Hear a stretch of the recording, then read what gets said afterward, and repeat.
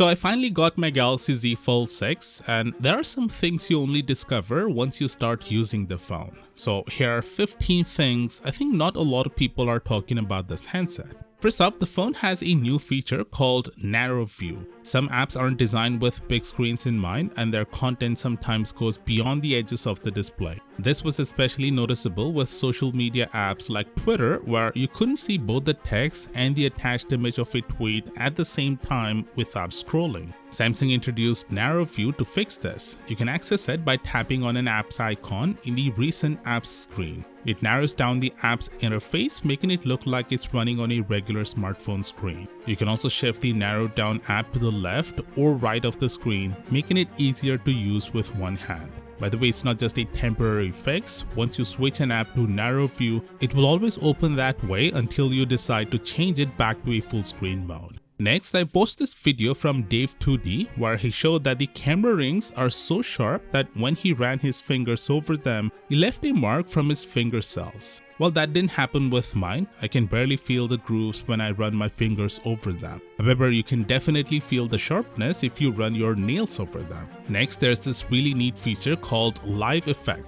It takes a 2D photo of a person or a pet and turns it into a short parallax video. You know how you usually need multiple photos from different angles to create that cool 3D effect? Well, with this phone, you only need one. Plus, it works entirely offline, so you don't need a good internet connection either. Next, the Z Fold 6 now supports the always-on display wallpaper that first appeared on the S24 Ultra. You might think this is a no-brainer, but the regular S24 and S24 Plus don't support this because they need a new type of display tech. Another cool feature I like is that the circle to search can now solve math equations too. Not only does it give the answer, but it also explains how it did it, which is pretty cool. One thing I've noticed is that the thermals on the Z Fold 6 are much better than the S24 Ultra. The Z Fold 6 has a 60% bigger vapor chamber than last time, but also because it has a bigger surface area, there's a lot of space for the heat to pass through compared to the S24 Ultra. This matters because you can use the phone for heavy tasks like gaming for an extended period without the phone being throttled. The hinge on the Z Fold 6 is actually slimmer this time. If you've used any previous Z Fold phones, you'll notice it right away. Not only that, but the hinge now folds completely shut compared to the Fold 5 where there was still a small gap when folded.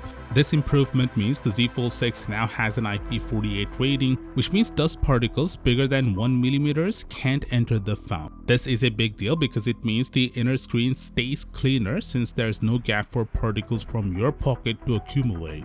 It's a small change that makes a big difference in the daily use of the phone. Oh, and the frame is now in matte finish. It doesn't just look premium, it feels great in hand. Speaking of a matte finish, the bezels on the inner display are also now matte instead of glossy. Initially, I thought glossy bezels would look better, but I was wrong. The matte finish actually looks better and feels nicer. And speaking of bezels, they're now slim, not just on the inside but also on the outside screen. From the outside, it basically looks like a narrow version of the S24 Ultra. Some people complain that the Z Fold 6 is still too narrow, and honestly, I thought about that too. After using the phone, however, I feel like it's much wider than what people are saying online. It's almost as wide as the Z Flip 6, and I've never heard anyone complain that the Z Flip phones are narrow. I think most people will be okay with the cover screen of the Z Fold 6. Sure, I wish it was a little wider like the OnePlus Open, but right now I'm kind of okay with that. Maybe after using the phone for a month or two, my perspective will change, and if it does, I'll surely let you know. Now here's an interesting perspective. The reason Samsung isn't increasing the width of the cover screen like the OnePlus Open is that they want you to use the inner screen more. Many people who've used the OnePlus Open said they use the cover screen more and the inner screen as a secondary screen when needed. But that's not the whole point of a foldable phone in the first place. The inner screen should be your primary screen and the cover screen should be secondary. I'm not saying they shouldn't make the cover screen wider. I'd love to have a wider screen like the OnePlus Open, but I feel like if they did, people wouldn't use the inner screen as much. The crease on the Z Fold 6 is definitely less noticeable compared to the older Z Fold phones. This is because of the thicker ultra-thin glass screen they've used this time, which also means it's more durable and will last longer. Of course, there are some new AI features. My favorite one is the sketch-to-image feature. You can draw anything on an image and the phone turns it into a real thing. You don't even need the S Pen for this to work. You can just draw with your finger. It's crazy how accurate this is. It's hard to believe it's AI generated. Absolutely love this. By the way, Adobe offers the same feature on PC, but they charge quite a lot for it and limit its use. You can use this on the Z Fold 6 for absolutely free and with unlimited use, which is awesome. The interpreter works best on a foldable phone. You can fold the Fold 6 to listen to conversations. As you talk to someone in a different language, the phone shows a real-time transcript translating everything for both people to see. This is incredibly useful for traveling or communicating with someone who speaks a different language. Here's another useful feature. You can generate an entire email just by giving it commands, similar to how you do it on ChatGPT. This works on social media apps and messages too. Just give it a command and it will write a detailed response, taking the current tone and context into account.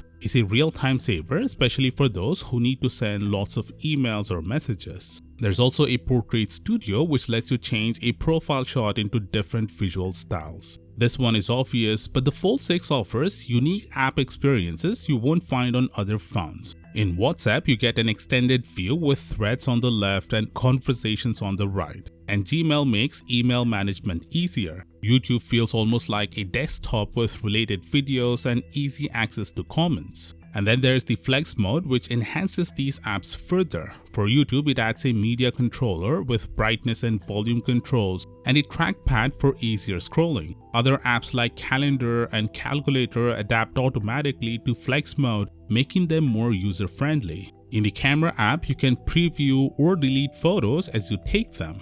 By the way, if you're thinking about getting this phone, pre-orders are still on. You get all the benefits plus an extra $50 off using my referral link in the description. If you have any questions about the phone, ask in the comments. I'll try to answer every one of them. I'll see you tomorrow. Peace out.